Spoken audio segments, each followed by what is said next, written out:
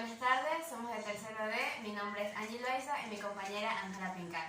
Hoy les vendremos a hablar sobre los temas que hemos tratado todo este año, que tenemos potencial eléctrico, los circuitos, ley de Ohm, tenemos también las fuerzas elásticas, el movimiento armónico simple, el MSU, entre otros.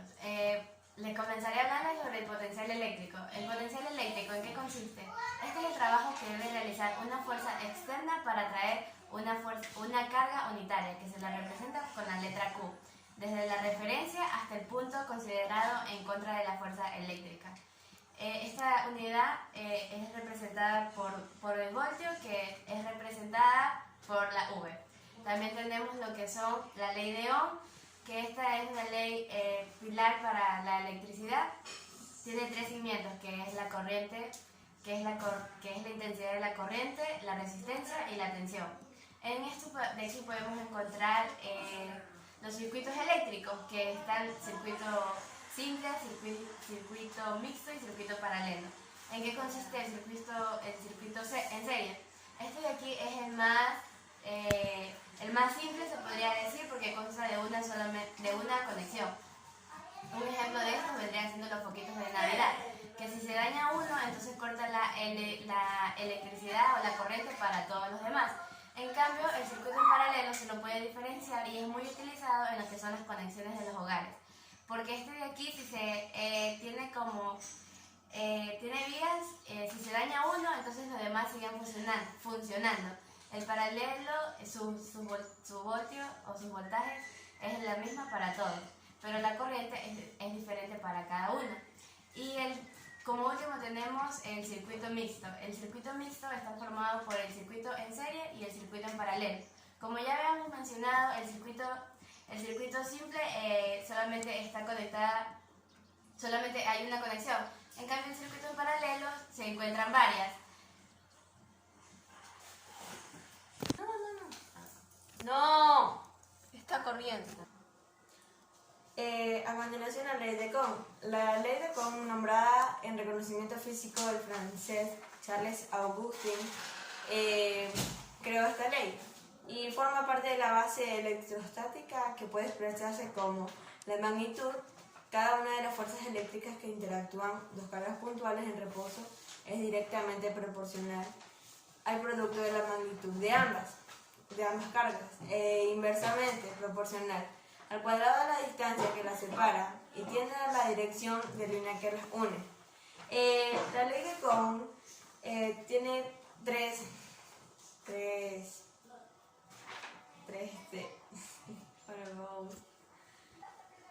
La ley de Cohn tiene tres fórmulas y dos de ellas son las que más se representan, que es la ley de la fuerza. Esta es la fuerza, la constante, la carga 1, la carga 2 y la distancia. Y para calcular la distancia, que también esta distancia al cuadrado es igual a raíz por la potencia, la carga 1, 2, sobre la fuerza. Estas dos fórmulas son de la ley de Cohn. Ahora hablemos del campo eléctrico. El campo eléctrico es un campo físico en el cual se presenta por medio de un modelo que describe la interacción entre cuerpos y sistemas con propiedades eléctricas. Los campos eléctricos tienen un electrón.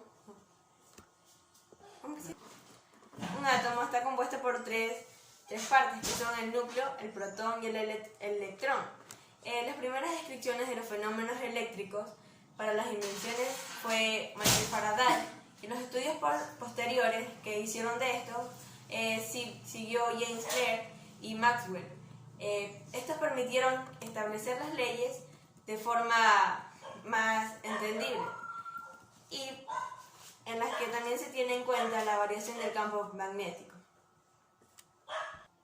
Ahora hablaremos sobre el movimiento rectilíneo uniforme y el movimiento rectilíneo acelerado. ¿En qué consiste el uniforme? Este de aquí podemos, como características principales, que este movimiento se realiza en línea recta. Su velocidad es constante y no tiene aceleración. En cambio, en el movimiento rectilíneo uniforme acelerado, también se lo puede conocer como variado. Este de aquí se maneja en línea recta y si tiene aceleración. Un ejemplo de esto son los movimientos de caída libre, porque se encuentran colocados en el eje X y en el eje Y en el plano cartesiano. Algunas fórmulas del movimiento rectilíneo uniforme es la distancia, que es igual a velocidad por tiempo. También para sacar la velocidad es que es igual a distancia sobre tiempo. Y por último tenemos el tiempo, que es la distancia sobre velocidad. En el movimiento rectilíneo uniforme acelerado, su fórmula consta de aceleración, que es igual a velocidad final menos velocidad inicial sobre tiempo. Una de las más básicas o las cuales se utilizan más, tenemos la distancia, que es igual a velocidad inicial por el tiempo más aceleración por el tiempo al cuadrado sobre 2, que es igual, reduciendo o simplificando, tenemos la fórmula de aceleración por tiempo al cuadrado sobre 2. Oigan. También tenemos el movimiento circular uniforme. Este de aquí está dado, bueno, la definición de esto es que aquel cuya velocidad angular se representa con la letra W es constante, por tanto la aceleración angular es 0. La posición angular del móvil es el instante, lo podemos calcular en movimiento circular uniforme. Este de aquí nos dice que es su constante, en el que la velocidad angular es constante y la aceleración es igual a 0. Esto implica que describe ángulos iguales en tiempos iguales. En él, el vector velocidad no cambia de módulo, pero sí de dirección. Este de aquí es tangente en cada punto de su trayectoria. Esto quiere decir que no tiene aceleración tangencial ni aceleración angular, aunque sí aceleración normal. Ya, el movimiento en 2 dimensiones se llama así porque la posición de la partícula en cada instante se puede representar por 2 coordenadas respecto a unos ejes de referencia, que son los ejes X y Y. El movimiento en 2 dimensiones es cuando la partícula se mueve tanto horizontal como verticalmente. El movimiento de una partícula en 2 dimensiones es la trayectoria de la partícula en un plano. Las variables en las que está sometida la partícula son 2 y por eso se denomina movimiento en 2 dimensiones. Las características de este movimiento son que se caracteriza por ser uno ascendente y otro descendente. Esto se puede ver como un caso particular en un objeto o un objeto móvil, como es un yo-yo que va de hacia arriba y hacia abajo, que lo hace en movimiento ascendente y descendente. Ahora hablemos de las leyes de Newton. Son conocidas también como las leyes del movimiento de Newton. Son 3 reglas principales que se utilizan. Estos 3 principios se explican en gran parte de problemas planteados por la mecánica clásica, que fue lo que estudió, que fueron los mayores estudios de Newton. En particular aquellos movimientos relativos de los cuerpos revolucionaron. Claro está que estos conceptos son básicos para que se puedan dar a entender. La primera ley es la ley de la inercia. ¿Qué es esto? Que la ley, todo cuerpo permanece en su estado de reposo o movimiento uniforme, a menos que éste actúe sobre otro o una fuerza externa. La segunda es la ley de la definición de la fuerza. Es la fuerza por la cual se actúa a una masa por la aceleración producida en un cuerpo o que esté en reposo. La tercera ley es la ley de la acción y reacción. Esta es la más conocida, también dando un énfasis porque por cada acción hay una reacción que es igual al signo opuesto. Entrando a un nuevo tema, tenemos las fuerzas elásticas. Todo cuerpo elástico, por ejemplo una cuerda elástica, reacciona contra la fuerza deformadora para recuperar su forma original. Un ejemplo de eso también es un resorte. Como ya hemos visto, los resortes, cuando le ponemos peso, este de aquí pierde su forma original. Como está según la ley de Hooke, es proporcional a la deformación producida. La fuerza deformada tendrá que tener el mismo valor y dirección, pero su sentido será el contrario.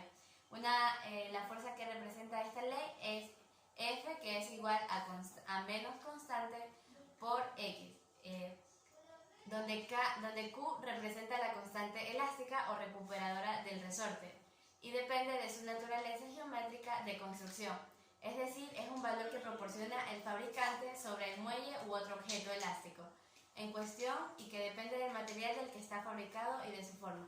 El valor de la fuerza elástica es por tanto variable, puesto que depende de cada caso del valor que corresponde a la deformación X.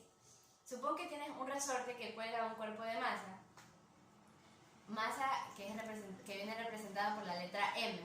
Si aplicas una fuerza exterior deformadora, el resorte reacciona contra ella con una fuerza elástica para retornar a la posición de equilibrio. Esta fuerza, al actuar sobre un cuerpo de masa, le comunica una aceleración variable, lo que acarrea como consecuencia una velocidad que aumenta progresivamente y que es máxima cuando el cuerpo alcanza su posición de equilibrio. A estas fuerzas elásticas también viene unido o van de la mano la carga eléctrica. ¿Qué es una carga eléctrica? Es una propiedad física intrínseca de algunas partículas subatómicas que se manifiestan mediante formas de atracción y repulsión. Aquí estamos aplicando la ley de Newton, la tercera ley de Newton. Entre ellas a través de campos electromagnéticos. La materia cargada eléctricamente es influida por los campos electromagnéticos, siendo a su vez generadora de ellos. La denominada interacción electromagnética entre carga y campo eléctrico es una de las 4 interacciones fundamentales de la física. Desde el punto de vista del modelo estándar, la carga eléctrica es una medida a la capacidad que posee una partícula para intercambiar fotones. Una de las principales características de la carga eléctrica es que en cualquier proceso físico, la carga total de un sistema aislado siempre se conserva, es decir, la suma algebraica de las cargas positivas y negativas no varía en el tiempo. Por último, vamos a hablar sobre los dos últimos temas que quedan, que uno de ellos es el movimiento parabólico simple. Esto se denomina así porque el movimiento realizado sobre cualquier objeto cuya trayectoria describe una parábola también está representada en el eje de las coordenadas X y Y. Se corresponde a la trayectoria ideal de un proyectil que se mueve en un medio que no ofrece resistencia al avance. Para realizar este lanzamiento de proyectiles también existen algunas características. Conociendo desde el principio su salida, que es la inicial, el ángulo de su inclinación y la diferencia de las alturas entre la salida y llegada. Es allí donde se encontrarán toda la trayectoria de este lanzamiento. Los ángulos de salida y llegada son iguales, siempre que la altura de la salida y de llegada sean iguales. También la mayoría de distancia cubierta a su alcance se logra con ángulos de salida de 45 grados. Siempre va a estar, normalmente en los ejercicios se encuentran con 45 grados. Otra característica de ello es que para lograr mayor distancia fijado el ángulo, el factor más importante es la velocidad. Esto de aquí no hay que olvidarlo. También se puede analizar el movimiento en vertical independientemente horizontal. Por último tenemos el movimiento armónico simple, también conocido como Mach.